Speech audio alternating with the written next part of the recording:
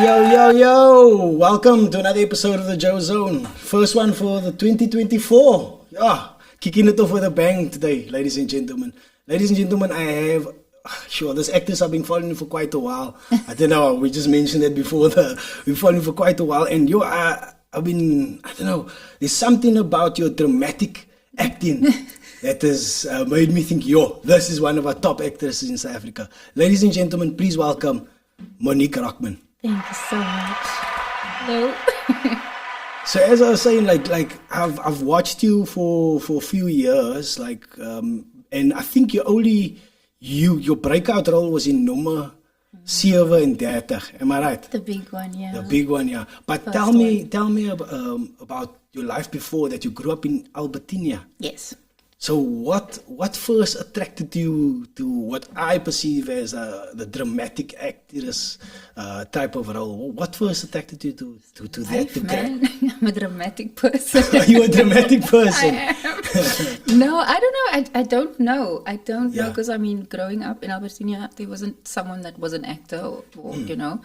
But watching movies and stuff was a thing for us. Is it? I jumped off my almost duck once because I thought I was Superman, and I ended up in the hospital. Thank you. I ended up in the hospital. So you were trying to show off from I was from gonna young fly. age. I believed I can fly.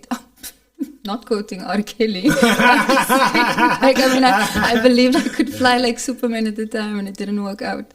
But I've been directing people around me to do little clips and stuff forever. So you studied at Northlink College, right? Yes. But when was your first time on stage or recording something or something like that? My first time on stage, I've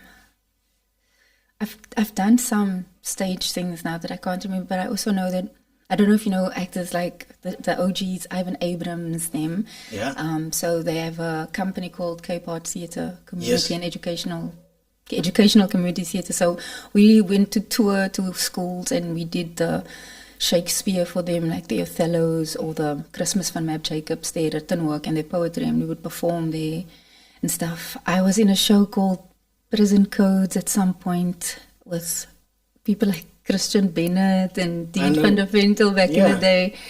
I did a musical of David Kramer called Blood Brothers. We toured for that. You worked with David Kramer? Yes, I did. What was it like working with David Kramer?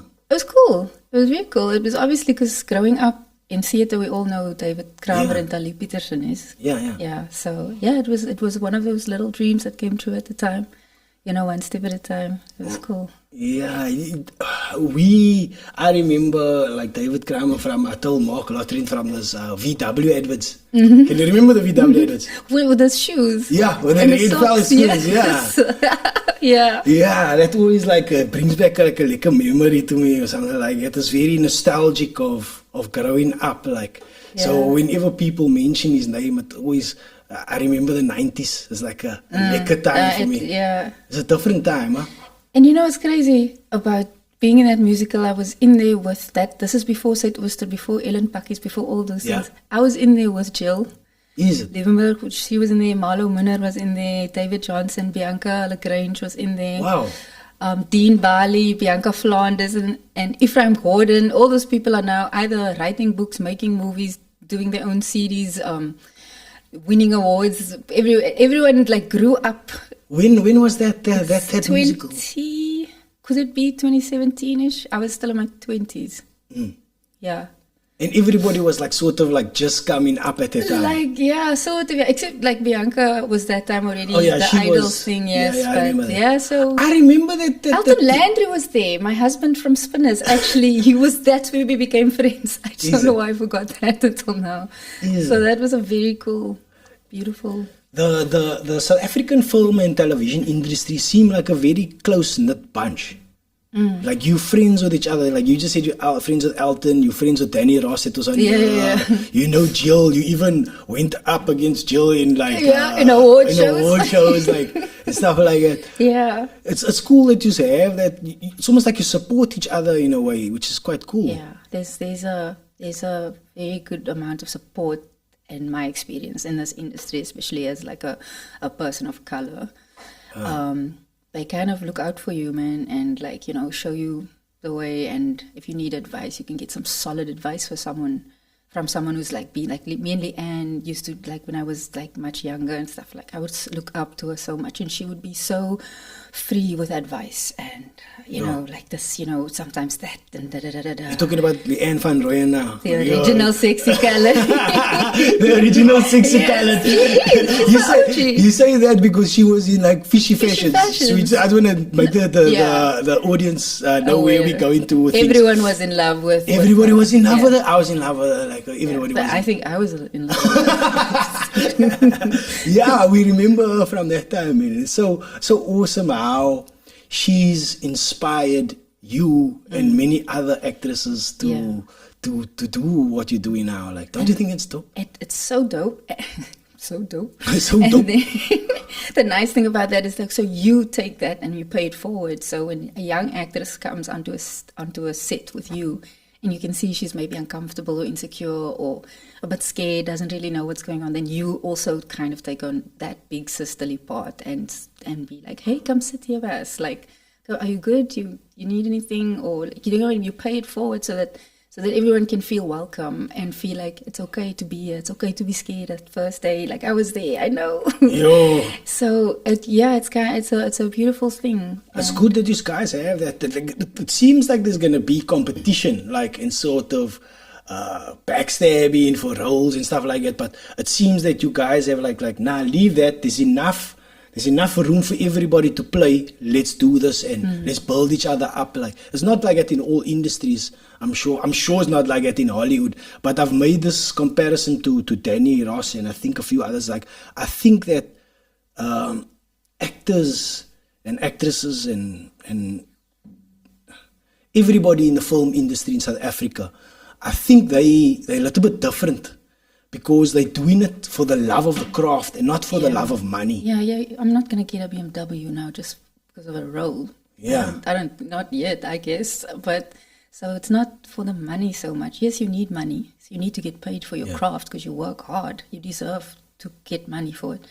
But I would say it shouldn't just be about that because it's not an easy craft. I'd say it takes a lot out of you and you give a lot and you tell stories and I don't know. For some people, I feel it feels sacred. Like you said, it's like, you know, it's an honor to be able to do this for a living. So you have to respect that because, I mean, who gets to go and play with your friends? Play dress up for a living.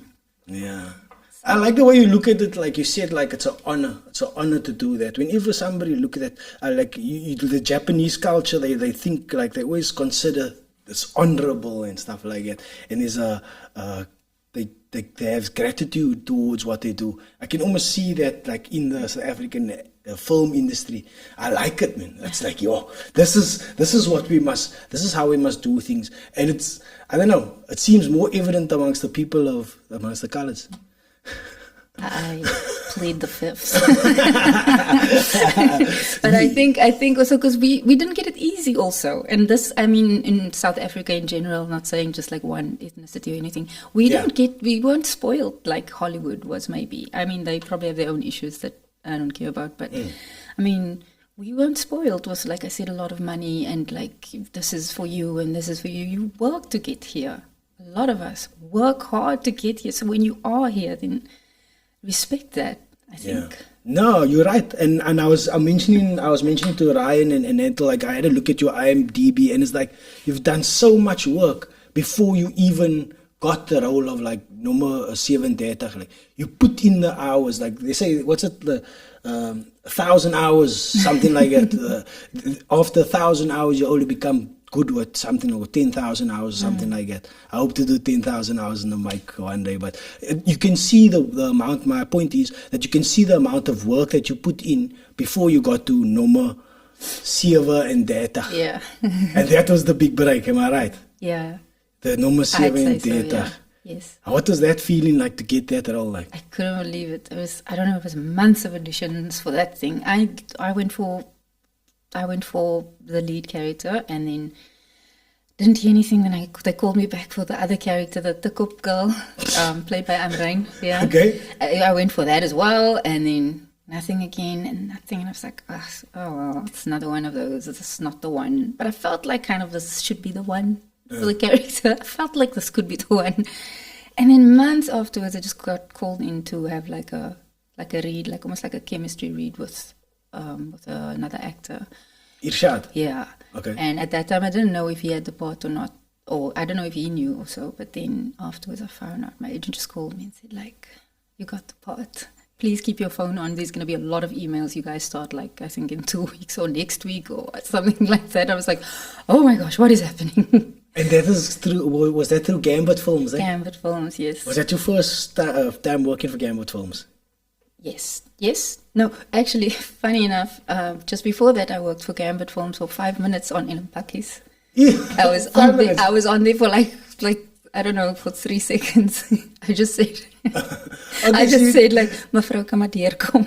Oh, yes, you were a nurse. I was the sickie at the school. At the nurse. Wasn't you like somebody at the school? I was the sickie at the school. Secretary? Yes. What's a sickie? As you know, ek is Afrikaans, ons sê 'n sickie. Oh, Secretary. Sickie. Oh, she's a sickie. Yeah. I get it. So it was there for like 3 seconds, and that was my first film role.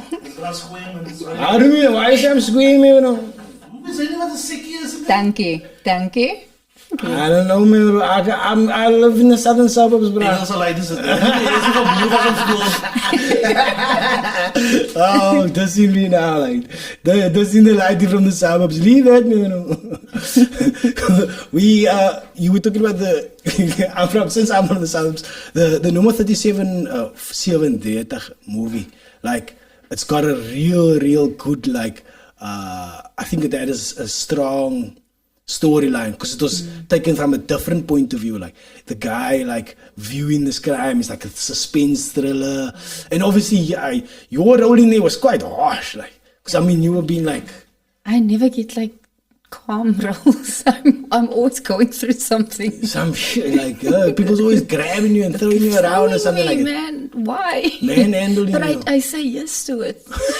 That's what? Someone has to do it. Like, choose me. I'll be kicked around. But these type of roles, like, that entails you to have a fair amount of dramatic actress ness. Yeah. You need to react to it in a certain way that's dark.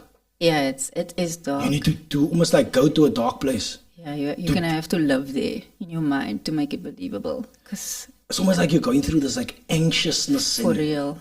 Yeah. No, and it felt that way. Living in that situation for that amount of time was like, for your first time also. So that was really a shock to the system. Do you draw from any place, or are you getting that are you going to a dark place, and how do you let go of that or so afterwards? Like, yeah, I didn't know how to let go of it at that time. I didn't know it was a thing, you know. You didn't? I didn't. It was my first time, and you're not going to ask so many questions, you know, or say like, oh, I'm feeling a bit now, you know, because this is the job, you know, and you're strong and you'll do anything and you got to get through this, tell the story and stuff. But like, yeah, so it did have a little bit of a knock on me mentally, because going through those emotions, it wasn't easy, and I tried to do it as real as possible, because I don't like to do something half-assed, man. Like that's a story like that deserves to be told properly, and then, like, again, if you have the gift of telling it and someone grants you the privilege of doing that, then you should do it properly. And so, yeah, no, you felt everything that happened there. And there was even one day, I know, on set, when in the middle of one of the fight sequences and stuff, where I just like left the set and went to go sit in the room, and I just started crying, and I was like shaking, and because it felt so real. Yeah, like being, you know, because the stunt people out there too. Oh, and they're angels. Our stunt team is the coolest. Shout out to South Africa's stunt teams. They know where they are.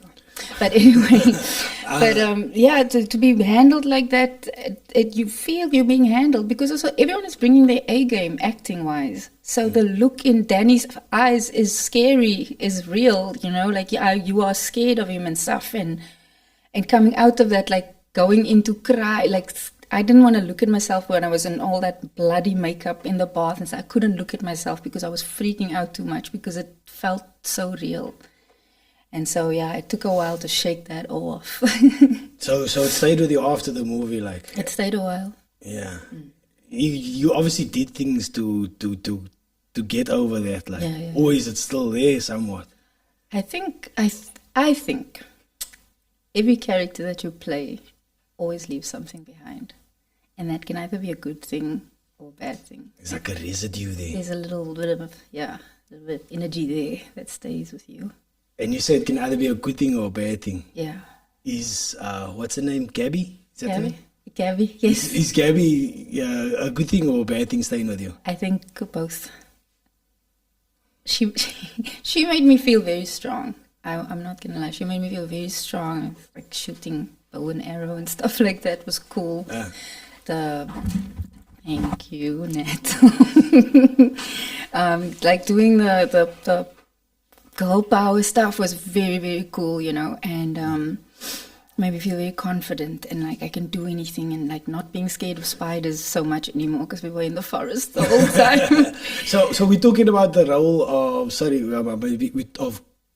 Gabby in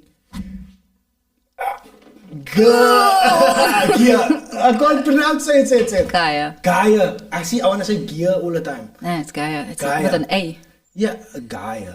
Okay, I almost Think of had a guy. Gaia. Okay, of Gaia. We're talking about the role of Gaia. So the role of Gaia,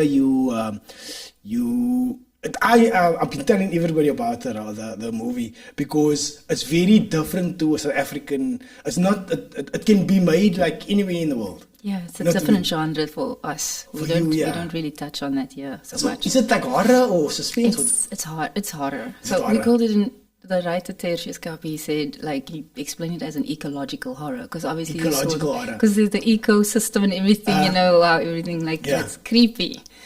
And you don't know what's real and what's not. So for the character, again, also delving into reality and not reality, going on those trips and stuff. And I was so tired, man, because I had to shoot Suidooster at the same time. Oh, you were shooting Suidooster and at the same time, yeah. They clashed because COVID happened while we were shooting Gaia, which is about the virus that spreads. And then a virus.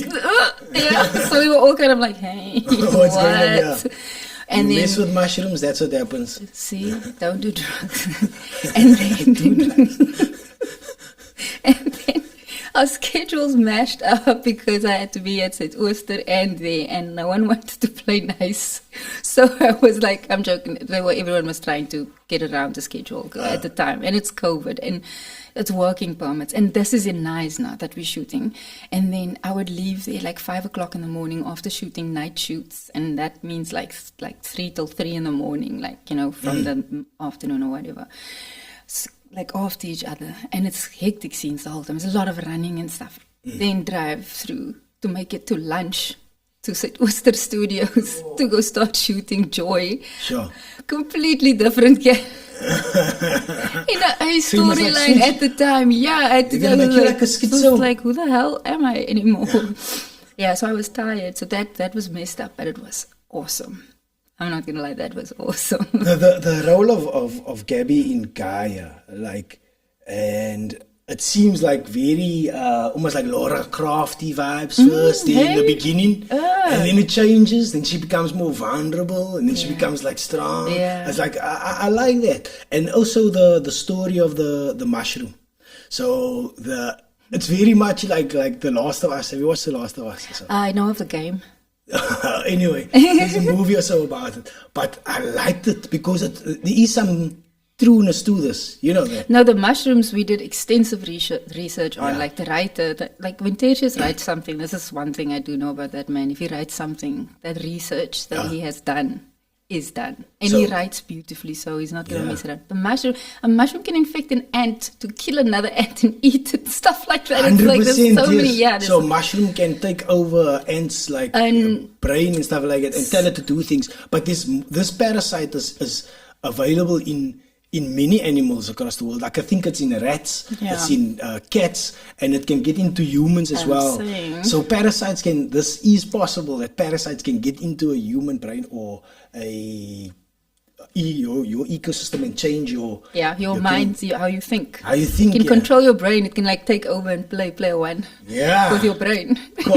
All I'm saying is I know my weapon of choice if there's a zombie apocalypse. What's that? A machete. A machete? Yes, it's quiet. It doesn't run out of bullets. But then you must come in close contact. Like. No, but that's the best way. You don't run out also, of bullets. Also, you can like throw it or so. Bullets make a noise. So maybe a bow and arrow, but again, then you run out of arrows and you must... I'm getting off point here, but... No, this is... You find... You're not getting off point now because I want to know what is my weapon. Yeah, do you need a weapon? I didn't decide this. Oh, shit. I thought you're going to be trapped. Because I thought... because don't call me. I do jiu-jitsu now, but that's not going to help. You do jiu-jitsu? And now you choke in the bra, then he bite you. Don't let him... Don't touch you with need your a machete or something. Machete, like, clean. That arrow spear. No. I got it. Trident. Aquaman's trident. Got it. Okay. You must find one. But you can get... no. I thought this is a makeup game. You can get Aquaman's trident. I have a machete. A spear or something, a long spear. A machete under my bed, like ready for... If anybody's listening, what's your weapon of choice for the apocalypse? Tell us now. Anyway, tell us about another movie.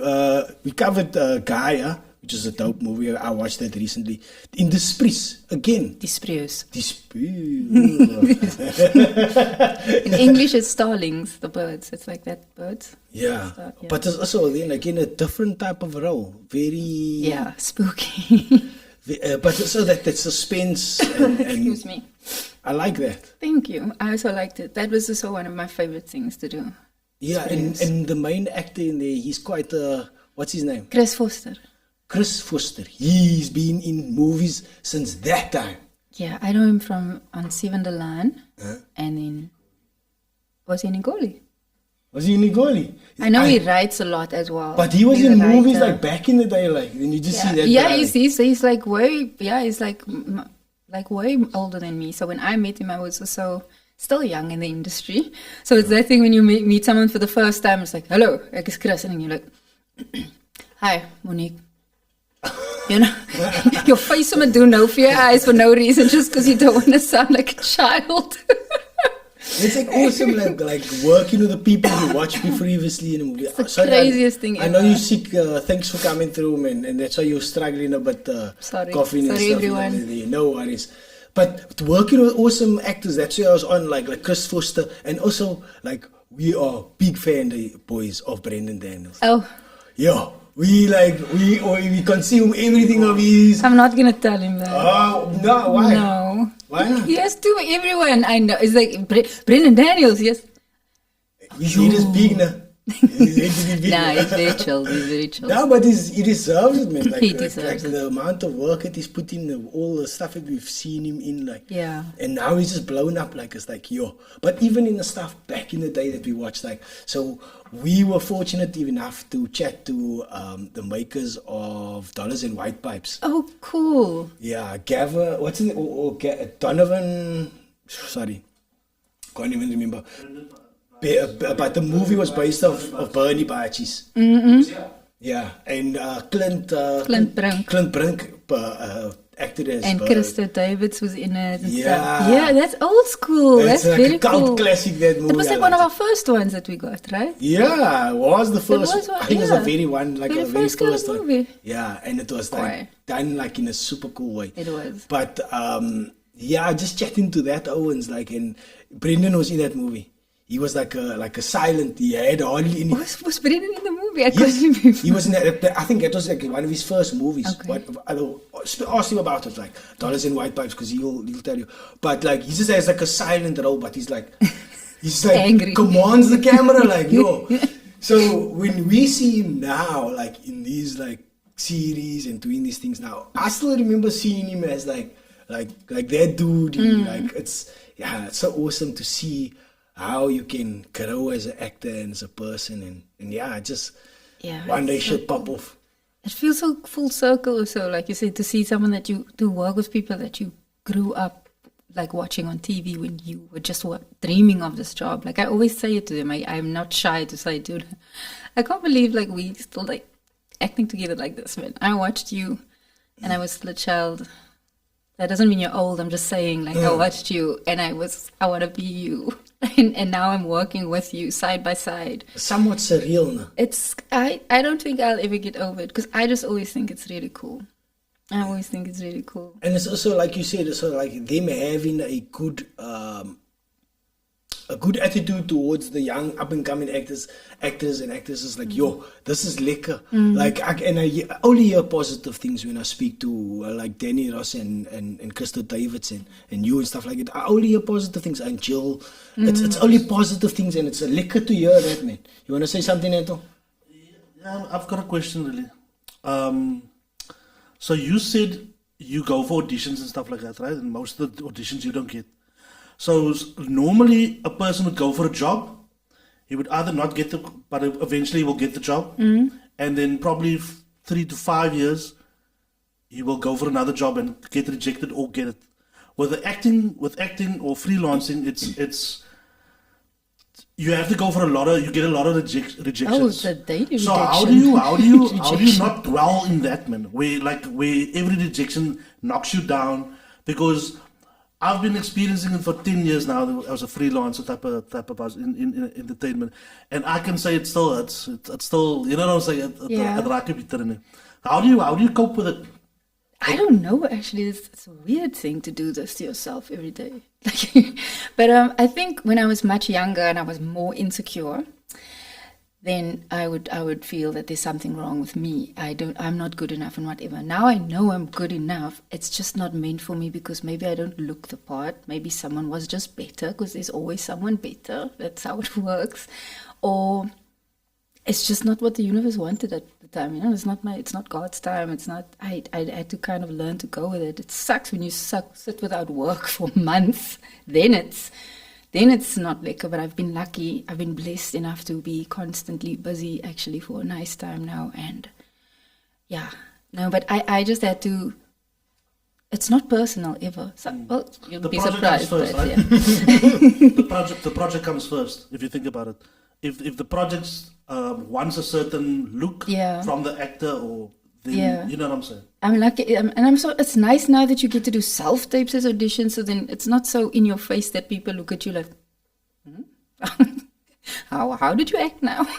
Okay, so you put it on film and then you send it in. You can tape it now. Since COVID, that's what we had to do. So now it's become a more normal thing where we do self tapes. So you can do your take over and over again and just make sure your tape goes in when it must be in, which is actually cool because it gives everyone a fighting chance to do it right and takes that nerves away from, just standing there in front of a panel and stuff. But it also helps that you've acted in more things and done more roles, and now you have a bigger range of things. Also, another thing is, I think things are changing for you guys. I think the number of productions in Cape Town has increased over the last 10, 20 years. Like definitely more work for us. Yeah, and I think it's only about going to get better.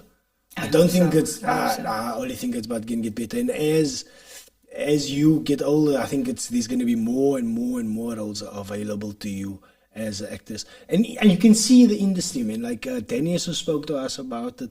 Like, everybody that comes on here just speaks about there is positivity growing within this industry. What do you see yourself going behind the camera at some time? Absolutely.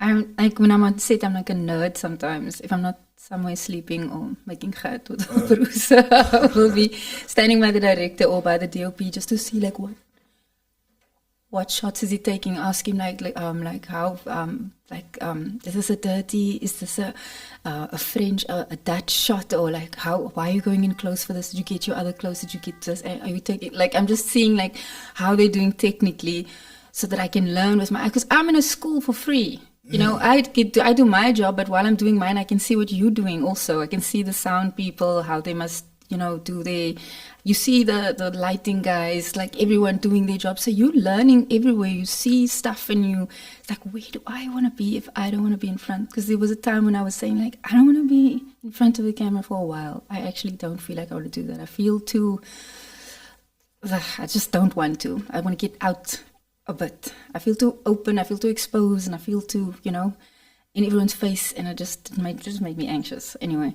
And so That's so weird thing to say coming from you. What? You feel so like you're an actress. You're gonna be on screen, but you die. So I'm not allowed to have mental health issues. No, not mental health. It just says, what I mean by that, it's just like, I don't perceive that from you, like, you know what I mean? It's like, I feel that you being in front of people is more comfortable. That's my perception. Might be wrong. I think there's a difference between being in front of people or being in front of a camera. So if we're at the camera and the four of us, 1, 2, 3, 4 of us are working together, then it's us. This is our office. I get used to working with you on camera and all of that. That goes to screen. I'm not there while that happens.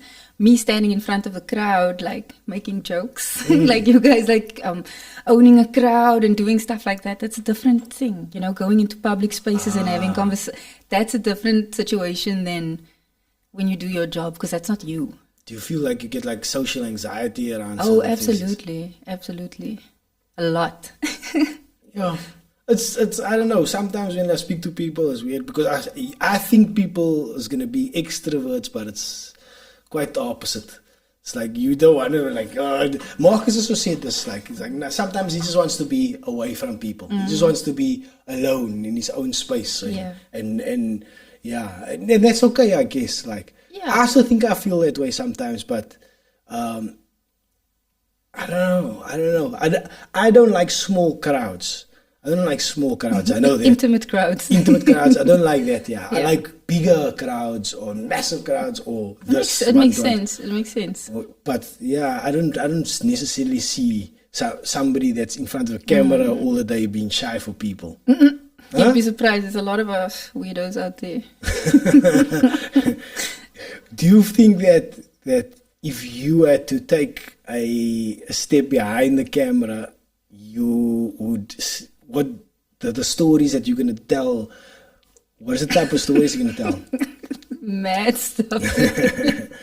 No, I because you've taken like you've been in the hood and done the hood story, and then you've done also a story in the forest, like they're all out in the bush. So no, I think I'm gonna go the different route. Hey, I'm gonna try my own stuff, like do different genres. Like I'll dabble in some horror, psychological thriller type of stuff. You haven't done a comedy yet. I have done a comedy. Have you? I have done a comedy, Late Bloomers. Is Late Bloomer a comedy? Yeah, like my character says the weirdest things about motherhood and giving birth. It is a comedy. Okay. Yeah. Nicole Fortuyn is the lead in there. Yeah, and then Danny Ross is also there. I was doing a comedy. It was fun. I loved it. I want to do more comedy. Like I really want to do more comedy. It's like it's just waiting for that one to come in. Man. I'm just waiting to be that simple thing in a comedy. You got too much range in your face. That's why they want you for all these dramatic roles. Like, you see, you must be less dramatic. I must be less dark. I'm nice, everyone. I'm funny. Sweet. Sometimes, do you watch a Joker? Yeah, absolutely. I think that's a brilliant movie. Dude, it was a difficult watch. I had to, 10 minutes in, I had to stop. Because Why? it was really intense. I felt, I don't know, you made me feel so many things that it was you're talking sad. about the latest one, huh? Not the... I'm talking about the Joker by Joaquin. Yeah. Yeah. Yeah, that's one. Yeah, no, he made me feel like the way and also the concept of he's laughing, but he doesn't want to, he can't help it. And he's trying to explain to this lady on the bus, sorry, I can't stop laughing. And she's like angry, taking a child away. And he's laughing, but he's crying in his eyes. Like it... That movie, not just his acting, man. The director, how they shot that movie. I've been in the company of people that's mentally ill, and I've experienced how the room changes when the person has an episode type of vibe, and that director actually gives you that uneasy feeling, man. Also with his quiet moments and stuff, where you just stay and look at him and just how he takes... That's a fucking brilliant movie. It was a brilliant movie, absolutely. To do that, not everybody can do that. I don't think so. Hey, you have to go very deep in there. Yeah, not everybody can do that. You have the ability to do something like that. You think so? Not you've done it in a way with other things, but I'm saying like, It's such a nice thing to say. Thank you. so that, No, with me that's telling so you can be nice. dark is a No, nice I'm thing just to say. like, but it's a craft to be able to do that. Like, if someone takes you seriously enough to say that you would be able to do something towards that or whatever, that's a compliment. Because Thank I think you can dig deeper than other people can dig. You know what I mean? And it's only because you've experienced like a lot of shit that you can dig deep. You know what I mean? I guess sometimes, yeah. If you experience something, you can go back to the experience or see within that. If you've had a fairly easy life of just everything being handed to you all the time, there's no depth to dig in to get Yeah, I that don't know. gravitas. Yeah, I don't know how you would know how to play that. You're Yeah. just a very good actor.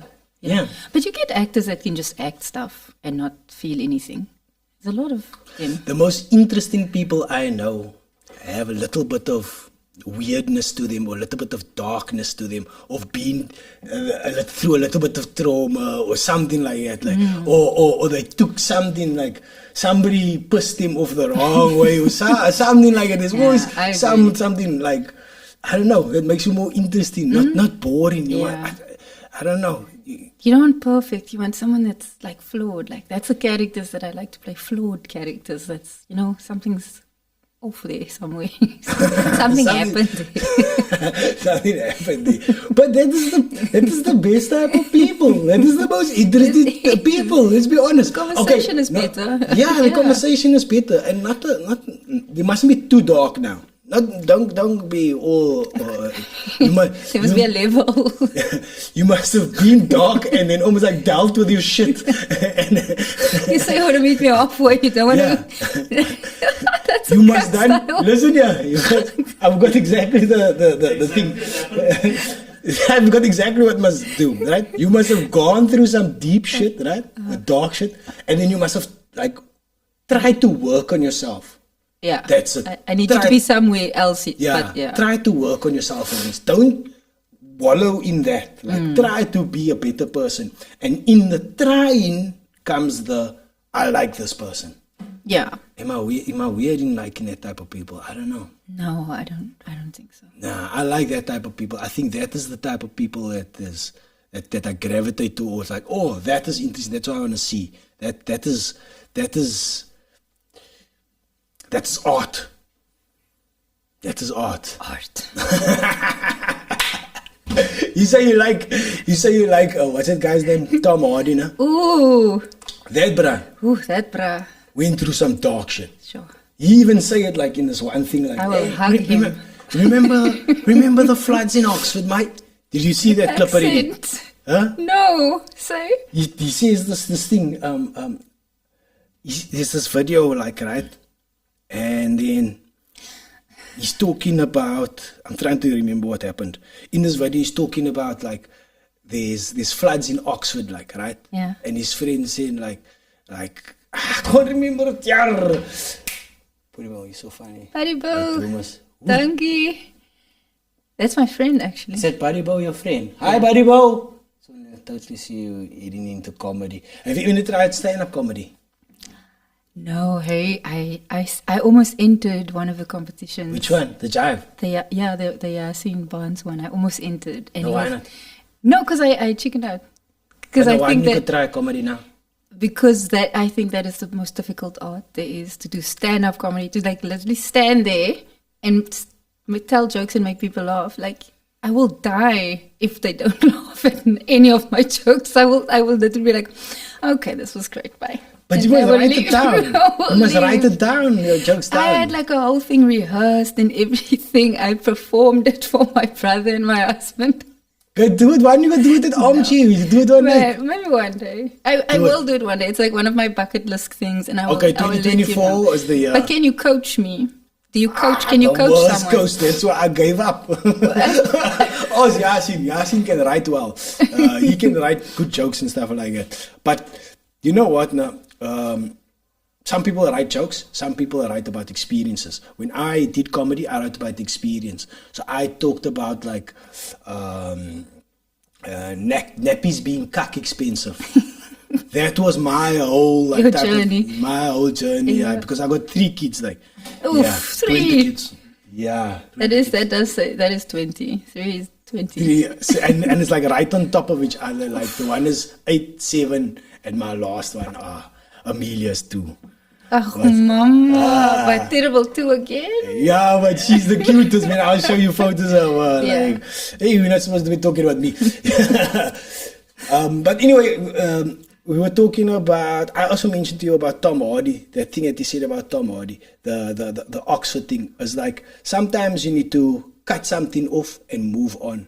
And like, I just felt that he's gone through a lot of shit in his life, and because he's gone through a lot of shit in his life, he's able to do different type of characters. Even that Bane role, he says he was inspired to get that from. But like the people with like these past that are like that went through things and then came out of it, that is good artist, like, and that's where you get things from. Like, you don't just, things are not just handed to you easily. I feel, at least. What do you think? I also agree that a lot of people that has been through some stuff, that has a story or something, there is a certain level of extra layers there. Layers. Yeah. That's the right word. Like an layers. onion. Like an onion. Yeah, onion has layers. Onion. Did you guys smoke something before you? I'm sick. Pronunciation.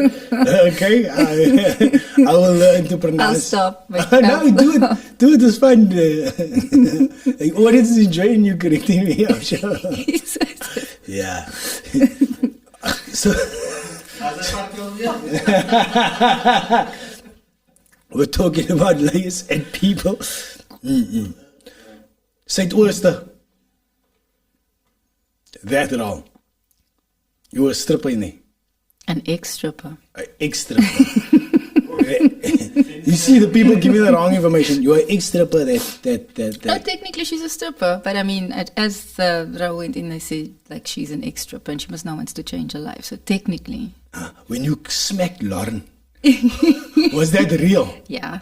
Really? Lauren took it like a man. She was like also saying, we're not going to make this fake. So didn't Maurice want to roll you or something afterwards? Bang for Maurice. No, she was one of her favorite people to fight with for me. Like when we up each other, it was always so fun with the Zoe character and the Joy character that hate each other. It's almost like they can smell each other in a room and your face somehow goes into, you know, and you just like immediately go going to the soapy face like that. No, that was Joy. So they always like Joy was very fun. Yeah. Yeah, and these interactions. Obviously, we will replay that smack. I don't know how many times. Everyone sends it. Everyone always sends it to me. It's funny. Yo, shit! Whatever. And it is like. But she's just clapping people left and right after. I'm like, yo, who am I clapping next? Can't I clap some of the boys that was messing with me? You know what I mean? Couldn't I clap Irvine? Who else was there? And the Marco, that like she could have clapped some guys, man.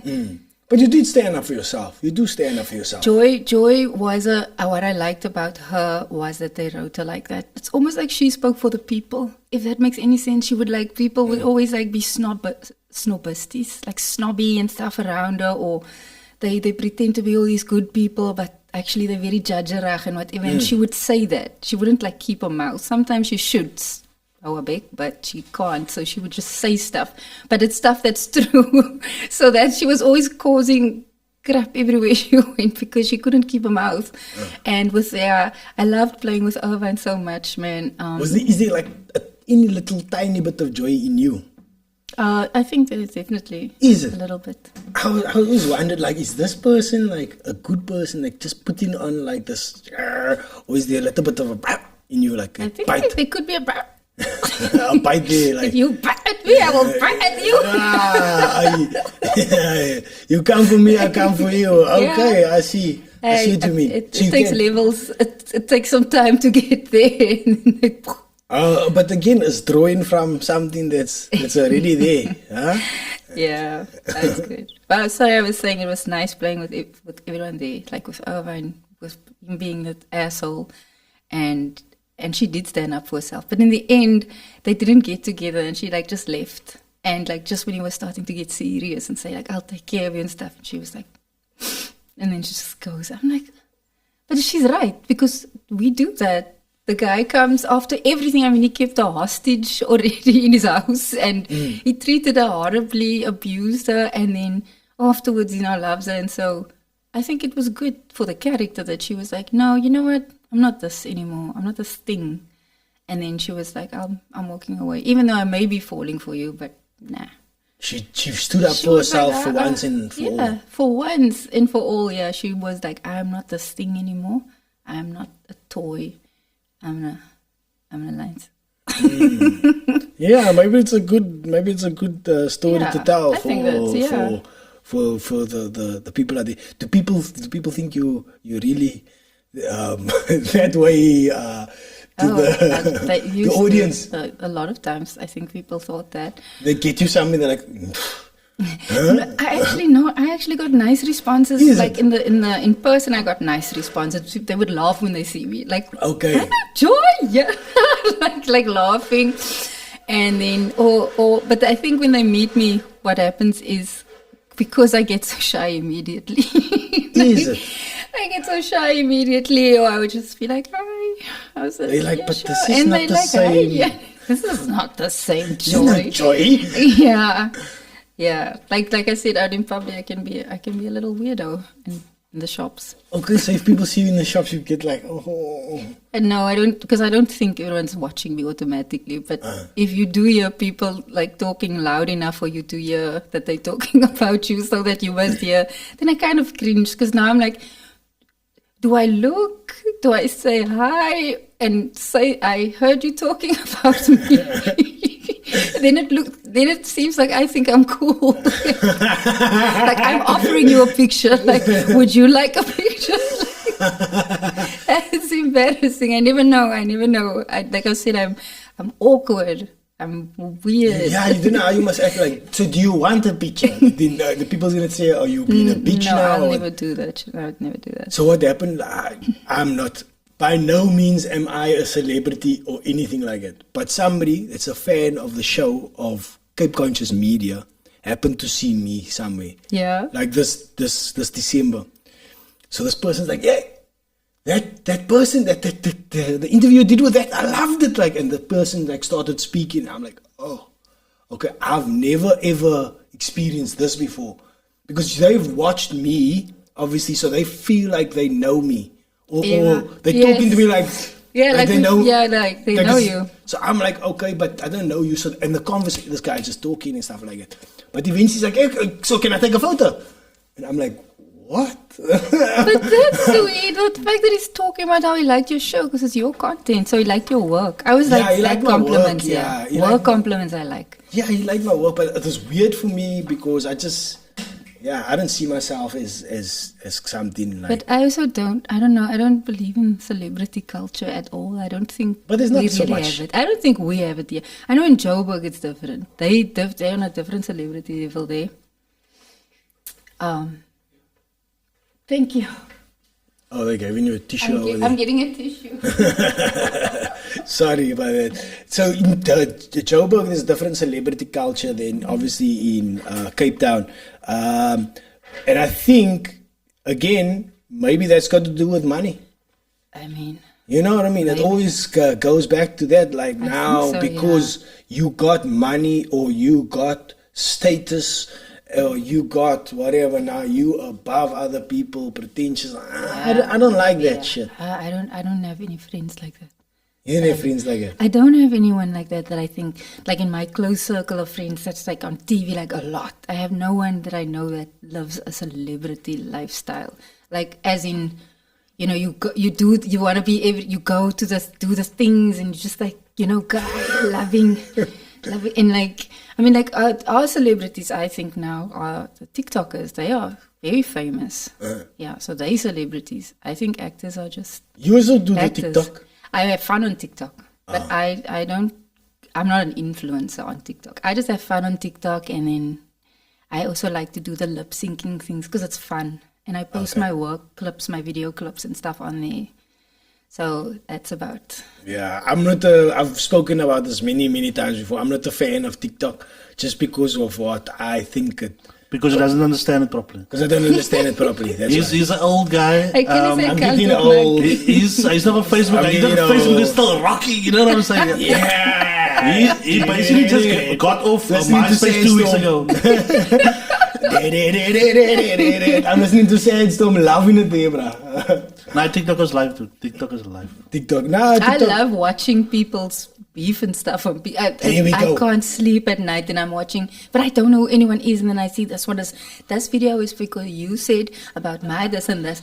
And then they say, I go to the comments immediately, what gaat hier? And so you know they're talking about Ryan, because Ryan was mentioned this about Natal earlier.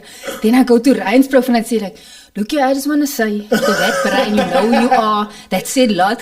And then I'm like, what is going on? This is so exciting. People are like literally fighting in public.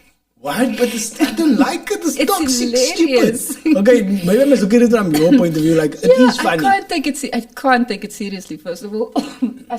I'm so sorry. No worries. I don't take it serious, but it irritates me. Like just some of them, man. And there's particular ones that irritate me. I'm not gonna give that person any time. It's that old one that he's got like a gummy berry. He looks like a gummy berry, and he looks like a gummy berry, and Shrek, yeah, that one.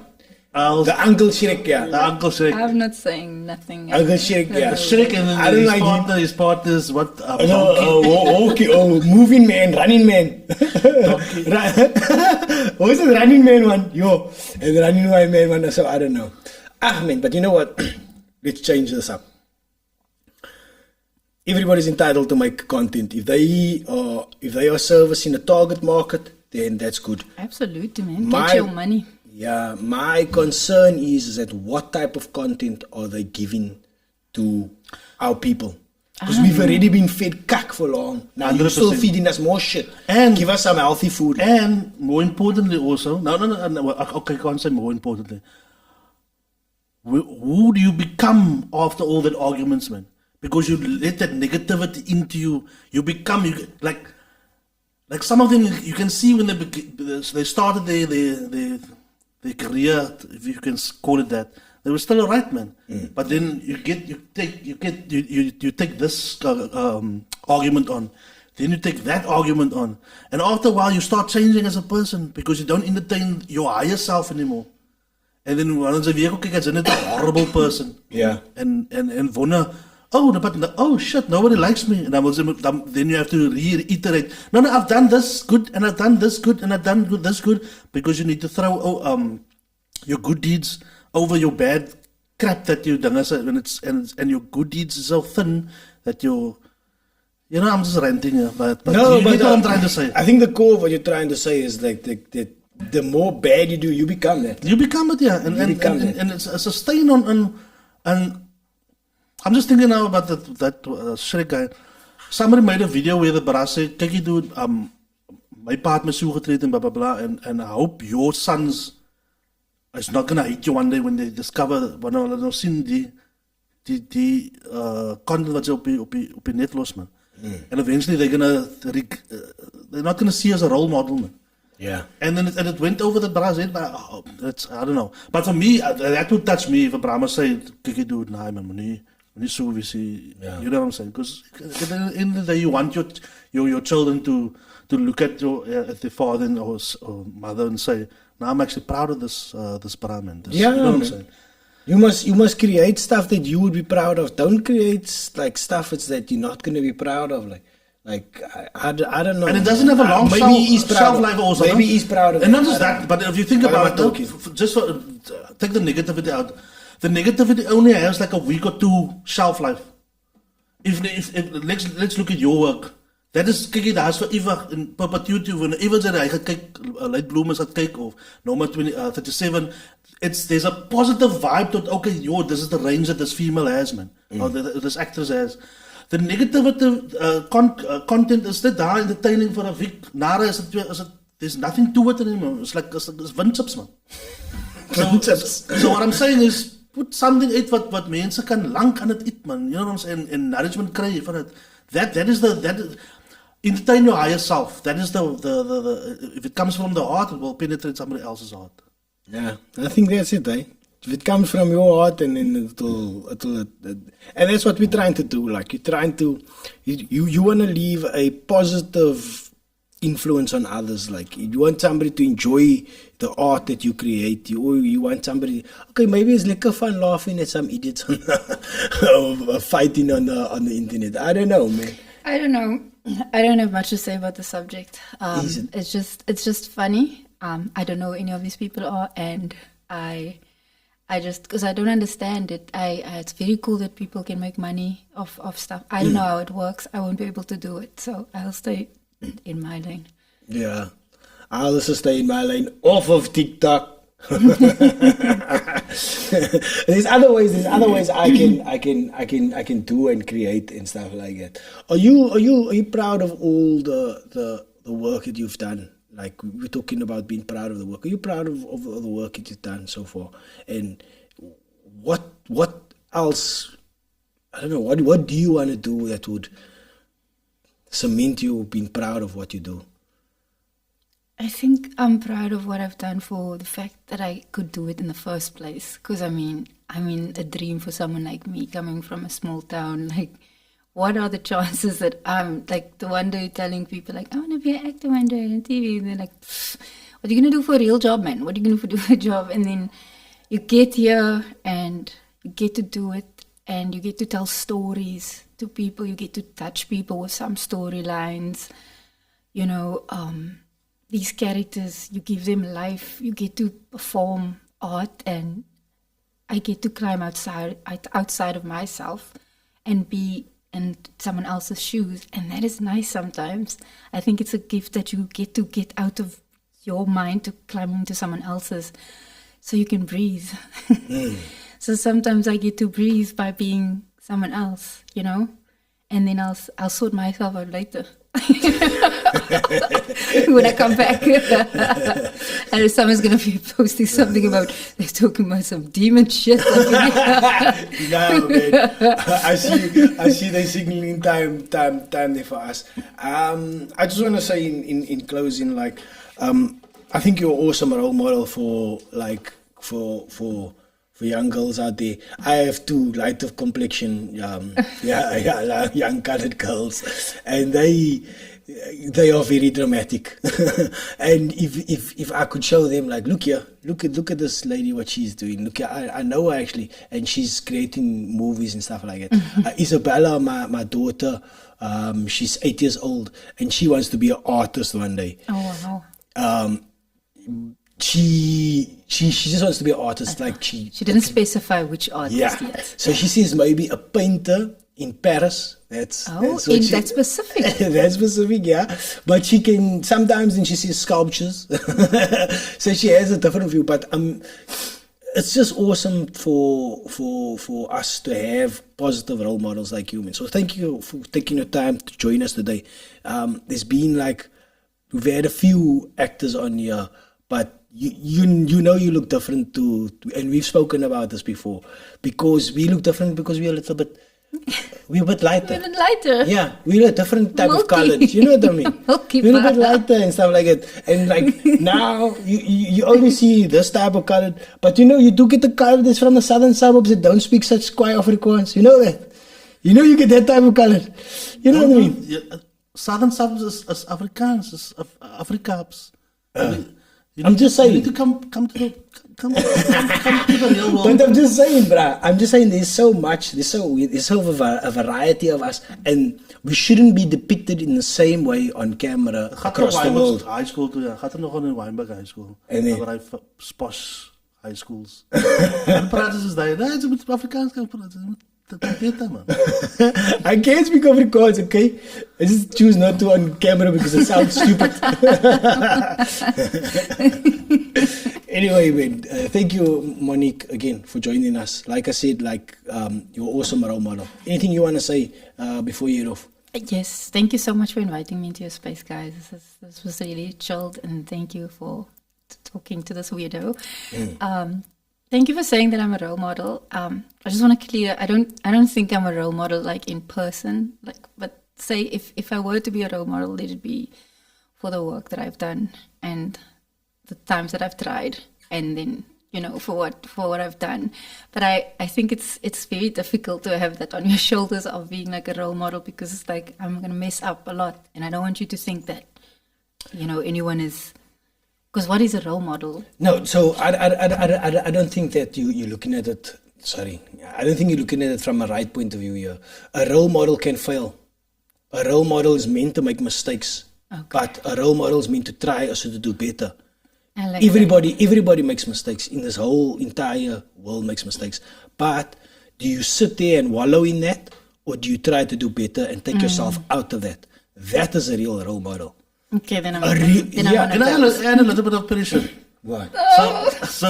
So when you do what you do and what you've done so far, no, you must remember when you go for an audition, when you get it, it's not just you that get it. It's your whole community that's behind you. Man, that is because when we be behind you. we're behind you. We're 100% behind you. We rooting for you when you get it. We all winning. We like and you see it on social media. Spinners is a success, and every color out there is like we got it, like we did it, like only one color. What? Who's this? You. Bruh, I've been watching other stuff. I've been watching Gaia. Did you watch Gaia? Not yet. I'm locked out of my I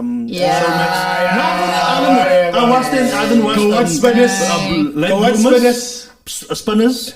Nummer 37. I watched it. I watched 37, not 37. Son of the Sea. Did you watch Son of the Sea already? yes. Okay. Is it Son of the Sea gekeken? Who's that with? Daniel. Our guy. What's his name? Danny Ross. No, that Daniel's. What's his name? Roberto. No, Daniel's the guy in son. You want to say something? Brendan. Time is up. Brandon Daniels. I didn't watch Son of the Sea. Son of the I Sea. thought I watched it. Oh, my. Summertide. Oh, we didn't speak about Summertide. Didn't. You spoke about TikToks. You could have told me about Summertide. Like when is Summertide? Is it coming out? It's coming on the 28th. And so that's next Sunday. Is this the first season? Yeah, first season, first episode.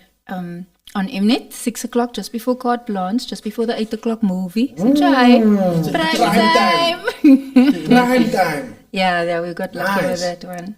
And it's a family show. It's something completely, I've never done something like this. Like I play Rebecca, she's a chef, and she plays like this love interest kind of two brothers. And one is Frank Rautenbach. He used to be, you know him from Sevendelaan. He was Tian. He did Hansi. He did a lot of things. Then there's Taikioch also, like he's now in Dubai and stuff. So it's a whole new family. Yodia Sampson is in there with me. She plays my mother. Maurice Carpenter plays my uncle, my father figure. So it's a beautiful new family story, and we shoot by the ocean all the time. So Is it like a Dawson's Creek or something? Not Dawson's Creek. It's older. Dawson's Creek, I would say, is teenagery, but this is like kind of more family, like more for your ma gaan ook kyk. Like, you know, like soapy. Your ma gaan ook kyk, your pa. It's a series. It's a lovely family series, like a feel-good family type of series. Yeah. It's awesome that is it DSTV or multi-choice? It's multi-choice that's putting so much money into Mnet. Mnet. Yeah, I don't know who's the company the production company that. Damn it, the production company is, I know this answer, but we are directed by Renee and Corney. They did stuff like Alles Malan, and they did a film now, Hans Steekori, Rubicon, but Danny Ross also did. That also won some nice awards at the Silver Skermfeest.